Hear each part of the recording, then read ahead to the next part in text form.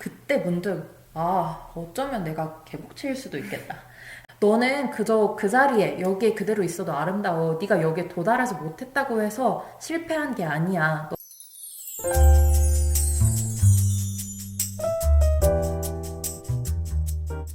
안녕하세요. 디어 마이 바디입니다. 네, 오늘은 지난 시간에 이어서 이번에는 제가 어떻게 이런 외모 콤플렉스에서 벗어나게 됐는지 그 이야기들을 말씀드리려고 해요.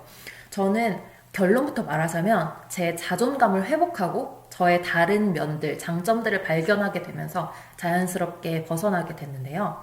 내면이 성장하니까 외모 콤플렉스에서 벗어날 수 있게 되더라고요. 크게 네 가지 계기들이 있었는데 하나하나 내면의 성장을 이룬 것들이라 그 전후 맥락을 말씀드려야 이해가 잘 되실 것 같아서 말이 조금 길 수도 있어요. 그래도 분명 자존감 회복, 우울감에서 벗어나는 것, 그리고 내면의 성장에 도움이 되실 테니까 꼭 끝까지 들어주셨으면 좋겠습니다. 첫 번째 계기는 나의 약한 모습을 인정하게 되는 거예요. 일단 저는 광주가 본가인데 그래서 대학을 오면서는 쭉 내내 가족과 떨어져서 지냈어요. 근데 사실 중고등학교 때 학원 가고 기숙사 살고 그랬으니까 막 집에 그렇게 많이 붙어 있었던 건 아니었죠. 근데 이제 작년에 코로나가 터지면서 제가 정말 오랜만에 집에 내려가서 하루 종일 집에서 6개월을 지낸 거예요. 근데 그때 이제 참 많은 성장을 했었어요. 집에 간 완전 초기에 이유 없이 며칠 내내 제가 알았는데 몸살처럼 기운도 하나도 없었고요. 기분도 너무 안 좋았고요. 근데 이유가 없는데 대체 왜 이럴까? 왜 이럴까? 이렇게 생각하고 있었어요. 근데 엄마가 서울에서 많이 힘들었구나 이렇게 말을 하더라고요. 그때 문득 어쩌면 내가 개복치일 수도 있겠다. 이런 생각이 들었어요. 저는 엄청 강하고 무던한 사람인 줄 알았는데 어쩌면 내가 예민하고 약한 사람일 수도 있겠다라는 생각이 그때 처음으로 들었던 거죠. 앞에 이제 외모 콤플렉스에 관한 이야기에서 말씀드렸듯 저는 강한 나를 내면화하고 살아왔었거든요. 그리고 전 정말 제 스스로가 맷집도 세고 뭐 힘듦을 느끼는 역치도 높고 아픔에 둔감하고 긍정적인 편이라 별로 우울해하지도 않는 사람이라고 그렇게 생각해 왔어요. 근데 정말 한 8년 만에 그 강한 정체성에 의문을 품게 된 거예요. 그런 생각이 들고 나서부터 조금씩 나의 약한 모습을 두려워하지 않고 받아들일 수 있게 됐어요. 그 사실을 깨달은 뒤에 두 가지 물리적으로 정말 약해지는 경험을 하면서 저의 약함을 더 빨리 받아들일 수 있게 됐는데요. 첫 번째는 제가 회사에 입사하고 교육 프로그램에 참여하던 때였어요. 저희는 소셜벤처라 조직이 되게 작아서 한 중간주점 조직에서 공동 채용을 하고 공동 교육을 시켜주는 그런 시스템인데요. 2주 동안 그거에 참가 중이었는데 첫 번째 일주일 끝나고 그 주 주말에 제가 빗길에 넘어져서 난생 처음으로 팔에 깁스를 한 거예요. 아유. 근데 그 상태로 이제 다음 주에 월요일에 교육에 가니까 만난 지 일주일밖에 안 된 사람들이 다 저를 너무 걱정해 주시고 막 제 도시락통 씻어주는 언니, 문 열어주는 친구, 텀블러 뚜껑 열어주는 오빠 막 다들 이렇게 저를 케어해 주시는 거예요. 근데 예전 같았으면 저는 그게 너무 미안하고 속으로 이제 이렇게 하면서도 속으로 날 비웃는 게 아닐까? 이런 걱정을 엄청 했을 거예요. 원래 저는 그런 사람이었거든요. 근데 그때는 정말 처음으로 그런 호의를 온전히 고마움으로만 받아들일 수 있게 된 거예요. 그 감정이 너무 좋아서 내가 지금까지 내가 막 겸손하고 좀 그렇게 하겠다는 그런 생각으로 사람들의 호의를 받아들이지 못했구나. 그게 더 큰 잘못이었구나. 맞아. 있는 그대로 받아들이는 게 진짜 중요한 건데 그게 참 어려웠던 시절들이 있었죠. 그리고 얼마 뒤에 제가 라섹을 했는데 진짜 3일 동안 눈을 못 뜨고 눈물만 줄줄줄줄줄줄 나더라고요. 그때 부모님한테 완전히 의지할 수밖에 없었는데 뭐 걸음도 부축을 받아서 걷고 밥도 이제 엄마 아빠가 번갈아 가면서 쌈 싸서 입에 넣어주고 저의 강한 나가 가장 많이 나타나는 것이 저희 가족, 저희 부모님이거든요. 제일 약한 모습 안 보이려고 하고요. 뭐 집에서는 되게 무뚝뚝하고 다정하지 못한 딸인데 그래도 그때 이제 완전 의지할 수밖에 없는 경험을 하면서 그래 좀 딱딱했던 제 마음이 좀 풀어졌던 것 같아요. 두 번째 계기는요. 내가 실패자가 아니다 라는 걸 깨달은 거였어요. 깨달은 계기가 되게 특이한데요. 작년 5월쯤 이제 루시라는 밴드가 데뷔를 하게 되는데 그 밴드의 데뷔곡 개화를 듣고 혼자 깨달은 거예요. 그날 이제 어느 날 제가 천로역정이라는 기독교 문학에 관한 짧은 강연 영상을 보고 그래 나 오늘부터 진짜 잘 살아봐야지 이런 다짐을 또 했어요.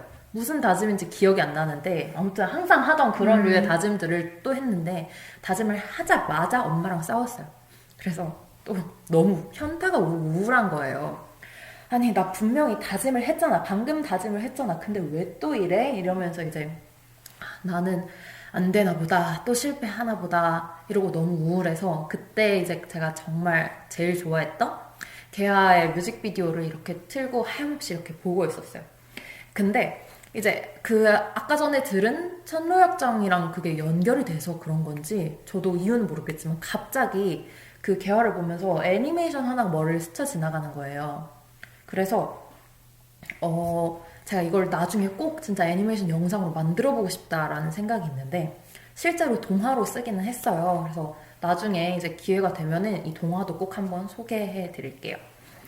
간단히만 설명드리자면 겨울 계곡에서 나고 자란 소년과 소녀가 이제 어딘가에 있다라고 소문으로만 들은 봄의 나라를 찾아 떠나는 여정에 관한 내용인데요. 먼저 봄의 나라에 도달한 소년이 계속해서 실패하고 절망한 소녀에게 너는 실패자가 아니야. 너 여기까지 왔잖아. 이게 얼마나 힘들었는데 넌 참 이것만으로도 대단해. 그런 이야기들을 소리 높여서 외치는 그런 내용의 애니메이션이에요. 결론을 말하자면 그 개화란 노래에 넌 그저 그 자리에 그대로 아름다워 라는 가사가 있어요. 근데 저는 원래 이런 류의 위로를 제일 싫어했거든요. 왜냐면 아니 내가 지금 내 모습이 싫어서 어떻게든 더 나아져 보겠다고 아등바등 하느라 이렇게 힘든 건데 네가 뭘 안다고 나한테 원래 그대로도 괜찮다는 이야기를 해. 나는 내 원래 모습은 괜찮지가 않아. 이런 생각이 들었었기 때문에 근데 그날 처음으로 그 위로가 이런 의미였구나 라는 걸 이제 깨닫게 된 거예요. 어떤 의미였어요? 우선은 내가 나를 바꾸는 걸 너무 쉽게 생각했구나 라는 걸 깨달았어요. 보통 사람은 못 바꿔 쓴다고 그러잖아요. 맞아요. 천성이.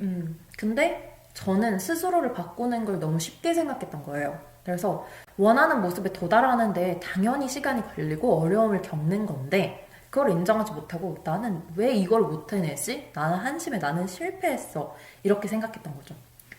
근데 알고 보니까 내 시작 지점이 여기였고 원하는 지점이 여기였다면은 첫 번째 다짐했을 땐 이만큼 오고 두 번째는 이만큼 오고 그 다음에 이만큼 오고 다짐을 하면 할수록 여기 조금씩 왔는데 그래서 저는 아마 지금 여기 있는 거예요. 근데 내가 원하는 여기에 도달하지 못했다고 해서 나는 실패자야 라고 생각했던 거죠.